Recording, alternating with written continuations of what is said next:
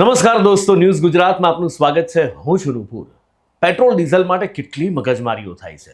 મારે તમારા જેવા સામાન્ય માણસોને કેટલા પંપ ફરીએ પછી ડીઝલ મળે છે, અને ખેડૂતોની તો વાત જ શું કરવી. ટ્રાન્સપોર્ટવાળાની તો ઓર હાલત ખરાબ છે.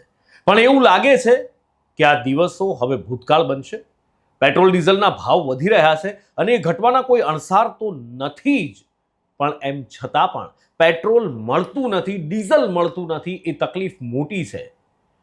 વૈશ્વિક પરિસ્થિતિઓ એના માટે જવાબદાર છે, એમાં પણ કોઈ બેમત નથી. કારણ કે ખાડી દેશોમાં થઈ રહેલું યુદ્ધ, ખાસ તો આમ જુઓ તો અમેરિકાની પાછળ છે એમ કહીએ આના માટે જવાબદાર, તો પણ ખોટું નથી. પણ આનો રસ્તો શું? આનો રસ્તો ભારત શોધી રહ્યું છે અને એક સમાધાન મળ્યું હોય એવું લાગે છે. કારણ કે આ વૈશ્વિક પરિસ્થિતિઓ બદલાતા વાર નથી લાગતી, વૈશ્વિક સંબંધો બદલાતા વાર નથી લાગતા. આપણે જોયું કે 500%, 700%ની ચીમકી ટેરિફની જે આપતા હતા એ ટ્રમ્પ ચીન પહોંચી ગયા અને ડીલ કરી આવ્યા. એટલે ગમે ત્યારે ગમે તે થઈ શકે અને ભારત પણ એની ઉપર જ ચાલી રહ્યું છે. અને ભારતે એના ક્રૂડ માટેની ડીલ અને રસ્તો આશ્ચર્યજનક રીતે બદલ્યા છે. શું છે એ રસ્તો? આવો બતાવો. એનર્જી કાર્ગો ટ્રેકર કેપ્લરનો એક ડેટા સામે આવ્યો છે અને એ ડેટામાં જે આંકડા સામે આવ્યા છે એ ખરેખર અચંબિત કરી જાય એવા છે. કારણ કે ભારતે દરરોજ અંદાજે 4,70,000 બેરલ ક્રૂડ વેનેઝુએલાથી મંગાવ્યું છે. જી હા, વેનેઝુએલાથી મંગાવ્યું છે. અને આ આંકડો એપ્રિલમાં જાણશો તો હેરાન રહી જશો. એપ્રિલમાં ભારતે વેનેઝુએલા પાસેથી માત્ર 2,83,000 બેરલ ક્રૂડ જ લીધું હતું. અને આશ્ચર્ય એ છે કે આ પહેલાના 9 મહિનામાં ભારતે વેનેઝુએલા પાસેથી ક્રૂડનું એક ટીપું નહોતું ખરીદ્યું.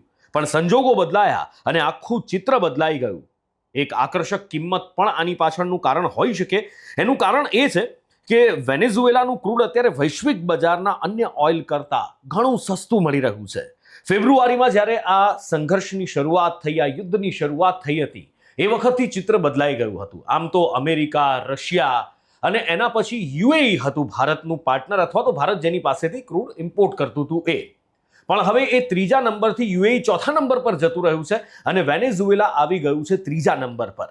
આમ તો જો કે વેનેઝુએલાના રાષ્ટ્રપતિએ ટ્રમ્પે ઉપાડી લીધા, પછી વેનેઝુએલા પાસેથી ખરીદે કે અમેરિકા પાસેથી ખરીદે.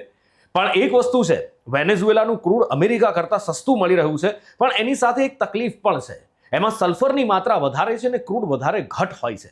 જો કે આપણી જામનગરની ઇન્ડસ્ટ્રી છે, રિલાયન્સ ઇન્ડસ્ટ્રી, એ આવા જટિલ ક્રૂડ માટે બહુ જ પરફેક્ટ માનવામાં આવે છે. અને ત્યાં મોટા ભાગનું ક્રૂડ રિફાઇન થતું હોય છે અને ત્યાંથી જ બધી પ્રોડક્ટ અલગ અલગ થઈને આવતી હોય છે. સાથે જ એક વાત ભારત માટે તકલીફદાયક એ છે કે 80% આપણી જરૂરિયાતનું ક્રૂડ આપણે ખરીદવું પડે છે. એટલે મને સવાલ છેલ્લે જતા જતા અહીંયા એ પણ થાય કે વેનેઝુએલા પાસેથી આપણે ક્રૂડ ખરીદી રહ્યા છીએ, એ કદાચ આવનારા સમયની અંદર માત્રા વધારીશું તો કદાચ આ સંકટ ઓછું થઈ શકશે. પણ એક રસ્તો બી તો છે ને.